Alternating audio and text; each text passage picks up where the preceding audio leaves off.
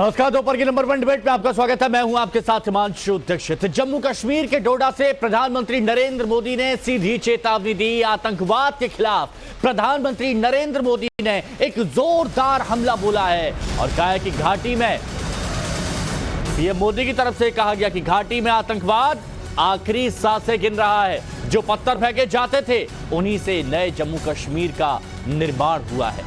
प्रधानमंत्री नरेंद्र मोदी, अभी आप उनको सुन रहे थे, डोडा में प्रधानमंत्री नरेंद्र मोदी संबोधित कर रहे थे और आतंकवाद आखिरी सांसें गिन रहा है, यह प्रधानमंत्री नरेंद्र मोदी की तरफ से कहा गया।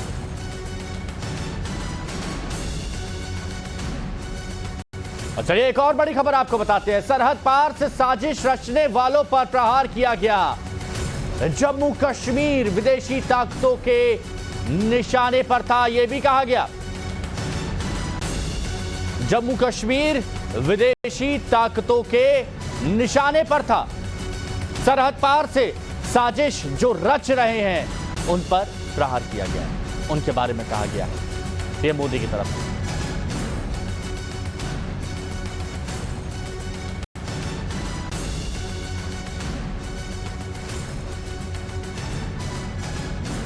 तो प्रधानमंत्री नरेंद्र मोदी डोडा में है, जनसभा को संबोधित कर रहे हैं, अपनी बात रख रहे हैं, लेकिन कश्मीर का मुद्दा उन्होंने उठाया।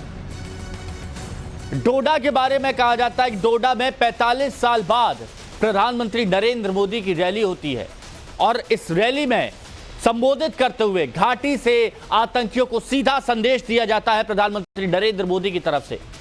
तो दूसरी तरफ आतंकियों के खिलाफ सेना का ऑपरेशन भी जारी है। बारामुल्ला हुआ, किश्तवाड़ हुआ, ये वो जगह हैं जहां पर एनकाउंटर जारी है और अब तक के ऑपरेशन में 5 आतंकी ढेर किए गए हैं। विधानसभा चुनाव होने वाले हैं और विधानसभा चुनाव से पहले विपक्ष पर हमला किया जा रहा है। पाकिस्तान प्रेम दिखाने वालों को करारा जा रही है। नेशनल कॉन्फ्रेंस के मैनिफेस्टो में पाकिस्तान का जिक्र है। बातचीत का जिक्र पहले भी कर चुके हैं।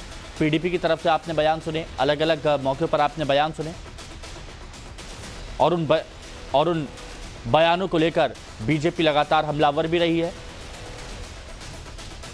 संवाद की बात कही जाती थी कि पाकिस्तान से संवाद होना चाहिए, लेकिन आज जहां बीजेपी की तरफ से यह कहा जा रहा है कि जो पहले जो टेररिज्म हॉटस्पॉट था अब वो टूरिज्म हॉटस्पॉट हो गया है, माहौल काफी बदल गया है। लेकिन कुछ लोग हैं जो अभी भी पाकिस्तान प्रेम दिखाते हैं, उनको करारा जवाब देना होगा। ये बीजेपी की तरफ से, पीएम मोदी की तरफ से कहा जा रहा है।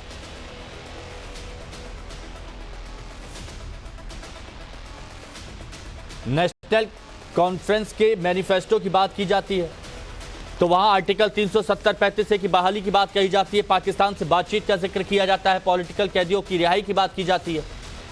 कुछ मेहमान हमारे साथ मौजूद हैं, उनसे आपको मिलवाते हैं। शाजिया इल्मी हमारे साथ बीजेपी प्रवक्ता मौजूद हैं। ललित अंबरदार जी हमारे साथ राजनीतिक विश्लेषक हैं। बशीर शेख साहब प्रवक्ता नेशनल कॉन्फ्रेंस के हैं और हमारे साथ में रफीक राथर साहब प्रवक्ता पीडीपी की तरफ से और अहमद अली आजाद साहब राजनीतिक विश्लेषक हमारे साथ जुड़े हुए हैं। सभी का बहुत स्वागत है। ललित अंबरदार जी, डोडा में है प्रधानमंत्री नरेंद्र मोदी, बात पाकिस्तान प्रेम की जा रही है और प्रहार किन पर किया जा रहा है ये सभी समझ भी सकते हैं। कितना बदला जम्मू कश्मीर? मैं ये आपसे जानना चाहता हूं क्योंकि आप बेहतर तरीके से कश्मीर का मुद्दा उठाते आए हैं और पुरजोर बात करते आए हैं। पहले तो मैं प्रधानमंत्री का आभार प्रकट करता हूं कि उन्होंने आज श्री टिकोलाल टिपलू को याद किया। उनका जहादियों ने 13 सितंबर 1989 को उनको कत्ल किया था और 14 सितंबर आज यानी आज हम बलिदान दिवस की तरह मनाते हैं और उनका कमेमोरेट करते हैं। जितने भी लोग कश्मीर के अंदर भारतीय शहीद हुए हैं, कश्मीरी हिंदू शहीद हुए हैं, सुरक्षाकर्मी शहीद हुए, नेशनलिस्ट शहीद हुए, उनकी स्मृति में आज हमारा बलिदान दिवस है। मैं प्रधानमंत्री का बहुत आभारी हूँ इस बार में उन्होंने याद किया 14 सितंबर को। बहुत इंपॉर्टेंट दिन है हमारे कैलेंडर के लिए। दूसरा, उन्होंने जिक्र किया कि जो इंटरनेशनल टारगेट है कश्मीर जो है वो सही बात है। कश्मीर जहाद उसी इस्लामिक आग की कड़ी है जो मिडिल ईस्ट से शुरू होती है, अफगानिस्तान पाकिस्तान से शुरू होती है, गुजरती है और कश्मीर उसका हिमालयन एंड है। तो ये जाहिर है गजा इनकी लड़ाई का एक हिस्सा है। और हम उसकी तरह लड़ पा रहे हैं। और सुरक्षा का जो अभी जैसे हम अब बात कर रहे हैं, बारामूला में एनकाउंटर चल रहा है, किश्तवाड़ में कल रात को चल रहा था, तो मैं उम्मीद भी करता हूं कि सुरक्षा हमारे प्रधानमंत्री है वो सही सलामत है, क्योंकि आप जिहादियों पे विश्वास नहीं कर सकते। हाइब्रिड वॉर बन चुका कश्मीर जहाज, जो 370 के हटाने के बाद देखिए 5 अगस्त 2019 को जो कदम लिया गया था वो एक ऐतिहासिक कदम था। क्या किया आपने? आपने 370 हटा के उस फैशिस्टिक इस्लामिक व्यवस्था को तोड़ने की प्रक्रिया शुरू कर दी है, कर दी, जिसकी वजह से कश्मीर जहाज उत्पन्न हुआ था, कश्मीरी को नरसंहार हुआ। लेकिन 70 साल पुरानी बीमारी है, एक दिन में खत्म नहीं हुई, वक्त लग गया। और जहां तक कश्मीर जहाज का है, आतंकवाद का मसला है, ये तो एक मिलिट्री प्रॉब्लम है, उसको मिलिट्रीली तय करना पड़ेगा। जम्मू कश्मीर के अंदर आज की तारीख में पुख्ता जो सिक्योरिटी अरेंजमेंट है बहुत ज्यादा, खासकर जिस इलाके में है अभी मैं बताना चाहिए, जिस इलाके में यहाँ पे वहां पे जो समर्थन मिला है सरकार की तरफ से विलेज डिफेंस गार्ड्स को, उनको आधुनिक हथियार भी दी जा रहे हैं। एक वक्त था कश्मीरी जहादी, कश्मीरी सेपरेटिस्ट, इवन कश्मीर के मेन स्ट्रीम पार्टीज इनको ये जो वॉलंटरी गार्ड थे उनके अगेंस्ट थी, लेकिन आज उनको बड़ा सख्त किया गया, उनको स्ट्रेंथन किया गया। तीसरा आपको ये भी बताना चाहता हूं, किश्तवाड़ के बारे में जिक्र किया, किश्तवाड़ में 2013 में आपको याद होगा ईद के मौके पर, ईद की नमाज के बाद वहां पे बहुत बड़े दंगे हुए थे, जिसके ऊपर कमीशन बिठाया गया था। तत्कालीन मुख्यमंत्री थे उमर अब्दुल्ला, एक कमीशन बिठाया गया था, Gandhi commission, justice Gandhi commission. मैं आपके द्वारा अपील करता हूं, सरकार से अपील करता हूं, लेफ्टिनेंट गवर्नर से और केंद्र सरकार से, कि उस गांधी कमीशन को रिवील किया जाए, क्योंकि उसमें जिसको इंडाइट किया गया था वो आज किश्तवाड़ से नेशनल कॉन्फ्रेंस का कैंडिडेट है। इसलिए मैं ये भी आपको बताना चाहता था। जहां तक तो और मुझे आप जो पूछना चाहते हैं पूछिए। नहीं, ये बात ठीक है, लेकिन मेरे को जब और भी कई मेहमान हमारे साथ में जुड़ेंगे, लेकिन उससे पहले शाजिया जी, पाकिस्तान से बातचीत का जिक्र किया जा रहा है, पॉलिटिकल कैदियों की रिहाई की बात की जा रही है, आर्टिकल 370-35 की बहाली की बात की जा रही है, ये तो नेशनल कॉन्फ्रेंस के मैनिफेस्टो की बात की है, और भी कई सारे मुद्दे हैं जिनको आप भी उठा रहे हैं और बाकी पार्टियां भी उठा रही हैं। इन चुनावों को आप कैसे देखती हैं? क्या आपको उम्मीद है, जो आप उम्मीद लेकर चल रही हैं, वो सफलता मिलेगी बीजेपी को? चुनाव में और हमारी एक रैली चल रही है, और आप देखिए कैसे औरतों के सेल्फ हेल्प ग्रुप्स आ रहे हैं। तो जो भी नया दौर है या नई जो आगाज हुआ है अमन बहाली का, और उसके चलते लोगों की जिंदगियां जैसे बेहतर हो रही है, मुद्दा यही रहेगा। हमने लगातार देखा है कि 3 खानदानों ने लगातार पूरी तरह से कंट्रोल किया है यहाँ की पॉलिटिक्स को, यहाँ की सत्ता को। लेकिन अब देखने को मिल रहा है कि जो लोगों की जरूरतें हैं, एक बहुत बुनियादी चीजें बता दूं, जो सेहत को लेकर जो जरूरियात है, जैसे कि आयुष्मान कार्ड, जिसे गोल्ड कार्ड कहते हैं, सेहत कार्ड, अब आप यकीन नहीं करेंगे कितने लोगों ने इसके लिए फिलअप किया है। और मैं इतने लोगों से मिल रही हूँ जो खुले तौर पर कह भी नहीं सकते, ना ही भाजपा की तारीफ श्रीनगर और आसपास के इलाकों में कर सकते हैं, लेकिन दिल से आके कहते हैं शुक्रिया सालिकुम आपा, बहुत अच्छा लगा। तो मतलब इतने लोग, और आप देखिए पूरा माहौल, मतलब मैं यकीन नहीं कर पा रही हूँ कि मैं वैली के आसपास के इलाकों में से घूम रही हूँ। अच्छा, प्रधानमंत्री जी आए हैं 42 साल के बाद। आप उसी जगह पर मौजूद है शाजिया? आप उसी जगह पर मौजूद है? मैं उसकी नहीं, मैं हूँ अनंतनाग में इस वक्त, और यहाँ पे मैं श्रीनगर में पोस्टेड हूँ अभी मैं। तो मेरे को मुझे एक बात बताइए, क्योंकि आप कश्मीर में हैं, तो मैं जानना चाह रहा था, क्योंकि 370-35 की बहाली का मुद्दा जो उठाया जा रहा है, पाकिस्तान से बातचीत की बात कही जाती है कि बिना उनसे बातचीत के तो कुछ समाधान हो ही नहीं सकता। इस पर वहां के लोगों का क्या मानना है? और आप तो लोगों से मिली होगी ना, उनकी क्या राय है? जी, आप यकीन नहीं करेंगे, जब नेशनल कॉन्फ्रेंस और जब पीडीपी बात करती है आर्टिकल 370 को हटाने की और 35A को हटाने की, हम लोगों से पूछते हैं कि आप चाहते हैं कि दहशतगर्दी का वो दौर, अलगाववादी का वो दौर, पत्थरबाजी का वो दौर, एम्स ना बनने का, IIT ना बनने का, IIM ना बनने का, लोगों की स्वास्थ्य की सेवाओं पर ना ध्यान देने का वो दौर वापस आए? दहशत का, खौफ का, करप्शन का, हड़तालों का, सब लोग कहते हैं नहीं, क्योंकि हर एक इंसान वही चाहता है, चाहे वो किसी भी धर्म का हो, कि एक अमन बहाली हो। और अमन बहाली दिख रही है, महसूस की जा रही है। अच्छा। लोग जी रहे हैं उसको, और 30 साल का जो अंधकार था, जो अंधेरा था, उसके बाद रोशनी दिख रही है। तो ये जरूर है, और लोगों के दिल में ये बात बाकायदा लोग कह रहे हैं इस बात को। अच्छा, कह रहे हैं। अच्छा, ठीक है। बशीर शेख जी भी हमारे साथ जुड़ गए हैं नेशनल कॉन्फ्रेंस से। रफीक राठा साहब भी हमारे साथ में जुड़ चुके हैं, पीडीपी के प्रवक्ता और राजनीतिक विश्लेषक। अहमद अली अयाज साहब भी जुड़ चुके हैं। बशीर शेख साहब, क्या आप देख रहे हैं एनकाउंटर वहां पर चल रहा है, हमारे जवान भी शहीद हो रहे हैं और साथ ही हम आतंकियों को ढेर भी कर रहे हैं, लेकिन क्या अभी भी आप लोग मानते हैं कि पाकिस्तान से बातचीत जरूरी है और पाकिस्तान से बातचीत के बाद ही जम्मू कश्मीर से जुड़ा कोई मसला हल हो सकता है?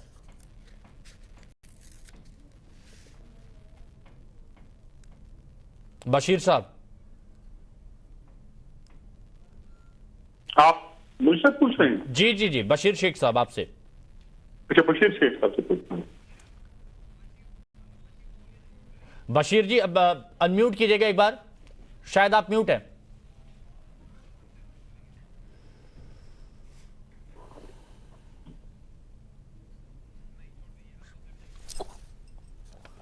रफीक साहब, आप तक मेरी आवाज पहुंच रही है? जी जी। रफीक साहब, अभी मौजूदा हालात को आप कैसे देख रहे हैं जम्मू कश्मीर में? मौजूदा हालात पर अगर आप बात करना चाहेंगे तो मेरे ख्याल में दिल्ली के 5 स्टार 7 स्टार होटल में बैठे लोग ज्यादा इसका तजिया नहीं कर सकते। बेहतर होगा यहाँ के लोगों से पूछे और लोग आपको बता देंगे। पीडीपी के जो अभी बीजेपी के जो स्पोक्स पर्सन अभी फरमा रही थी कि लोग बड़े खुश हैं, लोग बड़ी छलांगे मार रहे हैं, यहाँ पर शहद और दूध की नदियां बह रही हैं, यहाँ पर सोने चांदी के पहाड़ बनाए गए हैं, यहाँ पर लोग 370 के हक में नहीं है, 35A के हक में नहीं है। लोग चाहते हैं कि यहाँ पर जो 370 हटाया गया, 35A हटाया गया, वो बड़ा जबरदस्त कदम था बीजेपी का, लोग इसके साथ हैं। अरे ये किसको सुनाना चाहते हैं? ये आप ये जो आप सुना रहे हैं ये किसी और को बताएं, जम्मू कश्मीर के लोगों को ये ना बताएं। वो बोल रही है वो कश्मीर में ही है, वो बोल रही है कश्मीर में ही है। सुनिए, 370 हटाकर, और वो विजिटर है ना, टूरिस्ट है, वो टूरिस्ट है ना, हमसे पूछे हम पर क्या गुजरी है, हम पर क्या गुजरी है, ये यहाँ के लोगों से पूछे, टूरिस्टों से ये ना पूछे। गुजर रही है बताइए ना। 370 को हटाकर 370 को हटाकर और 35A को हटाकर जो जम्मू कश्मीर के लोगों को आपने जख्म दिए हैं ना, अरे क्या जख्म दिए बताइए, अरे क्या जख्म दिए वो बताइए ना आप। वो ये तो बताने जा रहा हूँ, उसको बताने जा रहा हूँ, आप समझता हूँ। अरे तो लच्छेदार बातें कर रहे हैं, सीधे पॉइंट पर आइए, पॉइंट पर आइए। आपने दिए जो आपने अनकॉन्स्टिट्यूशनल, अनडेमोक्रेटिक और इलीगल कदम उठाकर 370 को हटाया, ये क्या कम था? अरे एक मिनट, रफीक साहब सुनिए ना, पार्लियामेंट से आपने, रफीक साहब मैं डॉक्टर के पास जाऊं, मैं बीमार, सुनिए बात करते हैं आप, रफीक साहब मैं डॉक्टर के पास जाऊं और मैं कहूं मैं बीमार हूं, मुझे कुछ हो रहा है, मुझे कुछ हो रहा है, मैं बीमार हूं, भैया मुद्दे पर आइए, बताइए ना क्या जख्म दिए। यहाँ 2 दिन ठहरे, गुलमर्ग में, पहलगाम में टूरिस्ट ठहरे और हमें सबक देने शुरू हो गए, हमें जख्म लगे हैं। अरे क्या जख्म लगे हैं, क्या जख्म लगे हैं, मुद्दे पर आइए, बताइए क्या जख्म लगे हैं। सारे अधिकार आपने तोड़ दिए, आपके अधिकार के सारे अधिकार तोड़ दिए। यहाँ इतना करप्शन बीजेपी के लोगों ने किया है, मुझे नहीं समझ। एक मिनट प्लीज इनको डाउन कीजिए, एक मिनट इनको डाउन कीजिए। ललित अंबरदार जी, बार बार पूछ रहा हूं क्या जख्म लगे हैं, नहीं बता रहे, बस जख्म लगे हैं, क्या जख्म है बताइए। मैं बताता हूँ जख्म क्या लगा, जो अभी इनको बोलो अपनी शर्ट खोल के सीना दिखा दे जख्म क्या लगे। क्यों? क्योंकि इनकी पार्टी है, जो पीडीपी पार्टी है ना, इनका जो मैनिफेस्टो में सबसे ऊपर इनका जो पार्टी प्रोटोकॉल है उसको सेल्फ रूल बोलते हैं। सेल्फ रूल के ऊपर सबसे ऊपर लिखा हुआ है कि हिंदुस्तान और पाकिस्तान ज्वाइंटली जम्मू कश्मीर और लद्दाख को एडमिनिस्टर करेंगे। इनके सेल्फ रूल में लिखा हुआ कि कश्मीर के अंदर आईएएस और आईपीएस ऑफिसर खत्म होने चाहिए। इनके सेल्फ रूल में लिखा हुआ कि पाकिस्तान और इंडिया की करेंसी चलेगी कश्मीर के अंदर, वो सब बंद हो गया। पाकिस्तान से रिश्ता, ये जख्म थे क्या? ये जख्म है रफीक साहब, ये जख्म है। और मैं तो शर्म आती है, मेरा इलेक्शन कमीशन इनको। रफीक साहब point two point please, Rafiq साहब पॉइंट टू पॉइंट, रफीक साहब पॉइंट टू पॉइंट बताइएगा, क्या ये सही है, क्या ये सही है? आपके मैनिफेस्टो में जो बात कही है क्या यही आपके जख्म है? हमारा जख्म ये है कि आपने जम्मू कश्मीर के लोगों को बेइज्जत किया है। जम्मू कश्मीर के लोग, भाई जम्मू कश्मीर नहीं, भारत के ही है, भारत के ही लोग हैं, भारत के ही लोग हैं। लोगों को जख्म दिए हैं, वो बरेली का नहीं, आप चाहते हैं कि पाकिस्तान की करेंसी भी चले, आप चाहते हैं पाकिस्तान की करेंसी चले, आप चाहते हैं लद्दाख में पाकिस्तान और भारत दोनों का एडमिनिस्ट्रेशन चले। यहाँ पर इतना करप्शन है, अंदाजा नहीं लगा सकते कितना करप्शन है यहाँ पर। अरे तुम सुनिए, नेपोटिज्म है, कितना फेवरेटिज्म है, नेपोटिज्म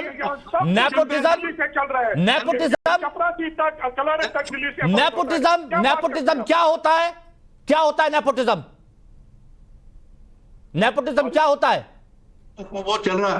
बता रहा हूँ बीजेपी का ना, खानदान। मैं समझ रहा हूँ। आप सुनने के लिए जब तैयार हो जाएंगे ना तब ये बताऊंगा। मैं आपको सुन रहा हूं, आप बोलिए तो। आपकी के मुताबिक आपका क्या, अगर आप ये चाहते हैं कि आप एक मैनिफेस्टो जारी करें, उस मैनिफेस्टो में पाकिस्तान की बात करें, पाकिस्तान का भारत में हस्तक्षेप करें, तो यहां पर उसे एक्सेप्ट नहीं किया जाएगा। पाकिस्तान के पास हमारा एक हिस्सा है जम्मू कश्मीर का।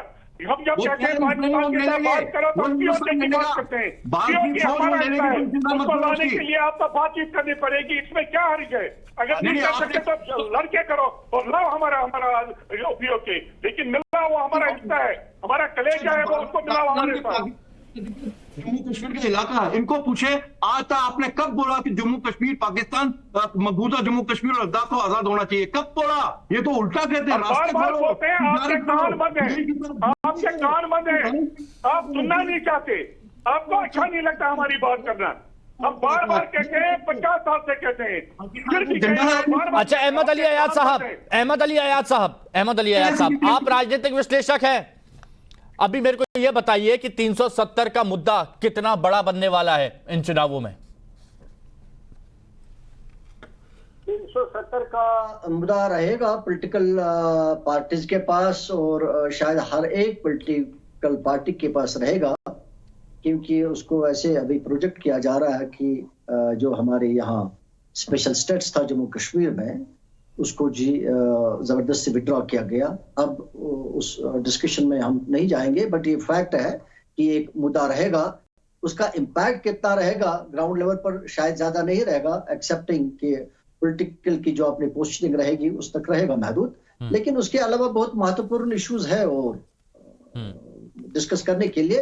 लेकिन ये मुद्दा रहेगा पॉलिटिकल पार्टीज पर, पार्टीज के साथ, उसमें ये कोई ये नहीं है, शक नहीं है, और उसको उठाने की कोशिश करेंगे, उसको लोगों तक पहुंचाने की कोशिश करेंगे 370 को। और हाल उसके साथ साथ 35A के तहत जो यहाँ के मुस्तकिल बाशिंदों के हुकूक थे, जॉब को लेकर या जमीनों के महफूज हिफाजत को लेकर, ये मुद्दे रहेंगे, सबसे ज्यादा बड़े मुद्दे रहेंगे। और उसके अलावा और भी कुछ मुद्दे रहेंगे पॉलिटिकल पार्टीज के पास, जैसे प्रिजनर्स की बात है, PSA की वो रिपील करने की बात है। वहां के लोग क्या चाहते हैं, एक बात बताइए, क्योंकि बहुत सारे लोग अब जैसे रफीक साहब कह रहे हैं कि एक ऐसा जख्म दिया है जम्मू कश्मीर के बाशिंदों पर, जम्मू कश्मीर के लोगों पर, वो जख्म भर नहीं पा रहा। वहां के स्थानीय लोग क्या सोचते हैं, मैं वो जानना चाहता हूं। नहीं, देखिए, ओवरऑल में साफ साफ जब बात करेंगे तो एक सप्रेशन सा और एक मतलब एक दबाव सा महसूस कर रहे हैं जम्मू कश्मीर के लोग, और वो अपने आप को इस वक्त महसूस नहीं कर रहे हैं कि जम्मू कश्मीर। अच्छा, एक बात और बताइएगा, वो दबाव आम लोग महसूस कर रहे हैं या फिर कुछ नेता उनसे महसूस करवा रहे हैं कि भाई आपके ऊपर तो बहुत दबाव डाल दिया, ये बताइए। नहीं, दोनों चीजें हैं। एक एहसास भी दिलाया जाता है और है भी।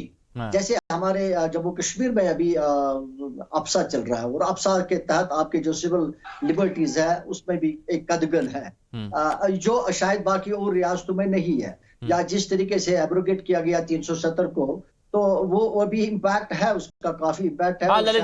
इलेक्शन में दिखेगा अभी। बार-बार कहते हैं, कहा जाता है कि 370 को हटाने की प्रणाली जो गलत थी, तो सुप्रीम कोर्ट में हिंदुस्तान के सबसे बड़े वकीलों का जत्था वहां पे इनको डिफेंड कर रहा था। उससे तो सुप्रीम कोर्ट ने तो वैलिडेट कर दिया, या तो बोल दो सुप्रीम कोर्ट में आपका विश्वास नहीं है। और दूसरा, इनकी पार्टी के जो MP थे उस वक्त पार्लियामेंट, उन्होंने कौन से अपनी कमीजें फाड़ दी थी वहां पे? क्या किया था उन्होंने पार्लियामेंट में बैठ के? ये अगर वहां पे जेल के अंदर थे, हाउस अरेस्ट में थे, लेकिन जो इनके मेंबर्स थे दिल्ली के अंदर, वो क्या कर रहे थे? तीसरी बात बताएं, ये कहना चाहता हूं, ये जो बार बार इसका जिक्र किया जाता है उनके ऊपर जी 35 से हट गया, मैं बताना चाहता हूं 35 से क्या था, 370 क्या था?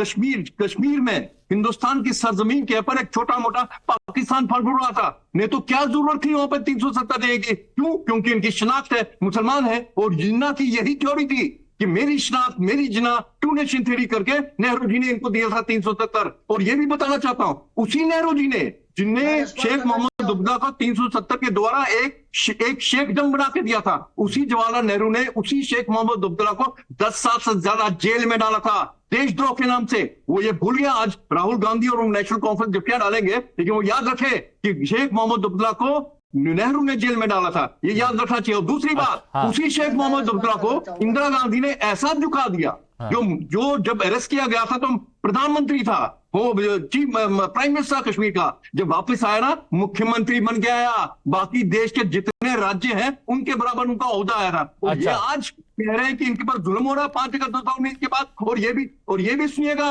ये बताना चाहता हूं, ये जो जहाज की प्रक्रिया है ना, ये जब तक कश्मीर के अंदर मेन स्ट्रीम है, जब तक ये जिंदा है, जब तक ये इनको मेन स्ट्रीम कहा जाएगा, तब तक जहाज खत्म नहीं अच्छा, होगा। और जहाज तभी खत्म होगा जब इनकी देखिए, शाजिया इस वक्त कश्मीर में ही है। अभी शाजिया बात चल रही थी तो पीडीपी की तरफ से रफीक ब्रदर साहब कह रहे थे कि आप तो टूरिस्ट हैं, आप तो घूमने के लिए आए हैं, आप क्या जाने वहां के लोगों का दर्द।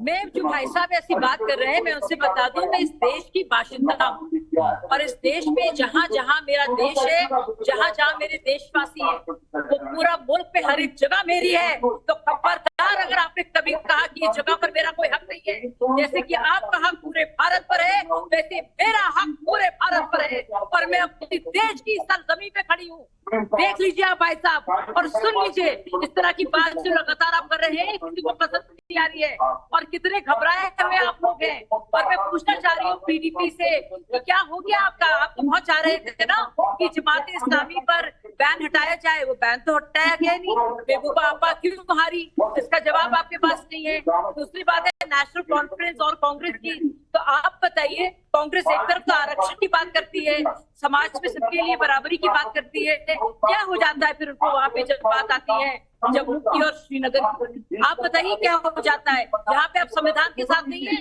आप चाहते नहीं भारतीय संविधान है सब पर लागू हो, आप चाहते नहीं यहाँ पे जो आरक्षण 370 हटने की वजह से बकरवाल साथियों, पहाड़ी साथियों, गोरखा साथियों, महिलाओं को मिल रहा है, आप चाहते नहीं है, चाहे पश्चिम पाकिस्तान के शरणार्थी हो, वो नहीं चाहते। अच्छा, ये तो बशीर संविधान पे इनका क्या रुक है? बशीर जी, संविधान पर क्या रुक है आपका? बशीर शेख जी सुन पा रहे हैं आप मुझे?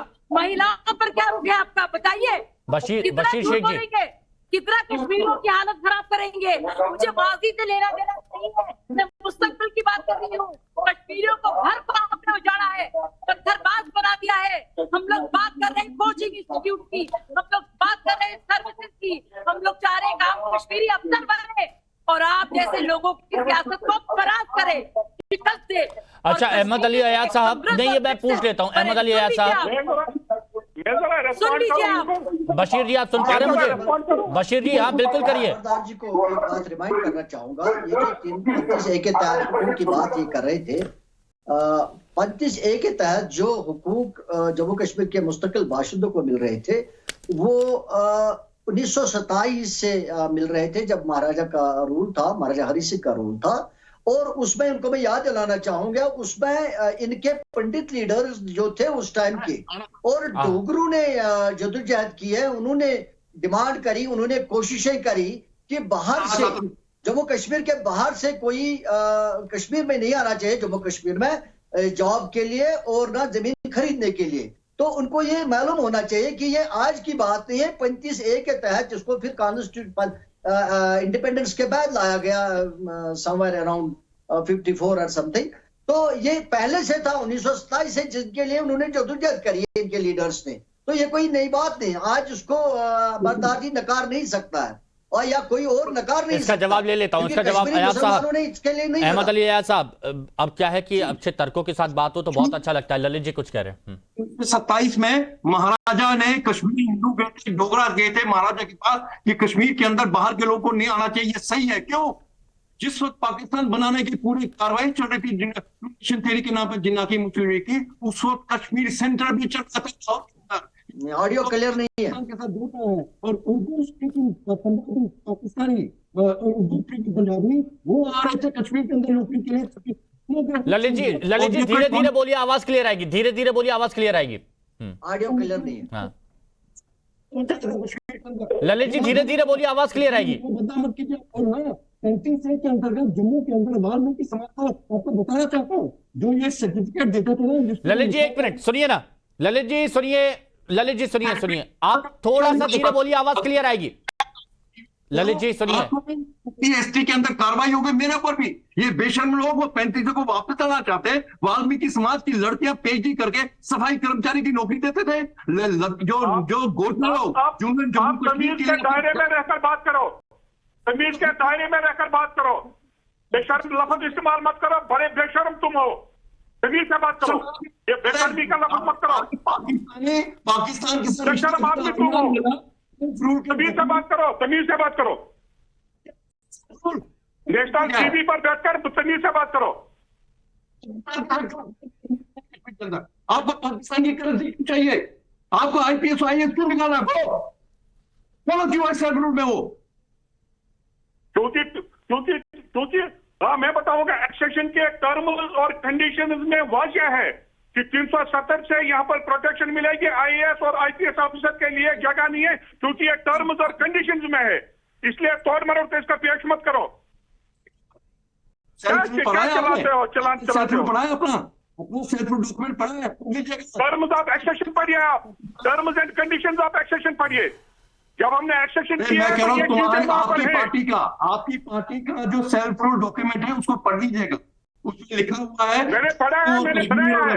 मुझसे ये ना कहिए मैंने पढ़ा है, मेरी पार्टी का मैंने पढ़ाया है। ये नेशनल टीवी पर बैठकर गलत बात मत करो। चलिए देखिए, आज वक्त मत करो गलत। इतना ही है। बहुत बहुत शुक्रिया आप सभी का हमारे साथ जुड़ने के लिए, चर्चा में शामिल होने के लिए। वक्त एक छोटे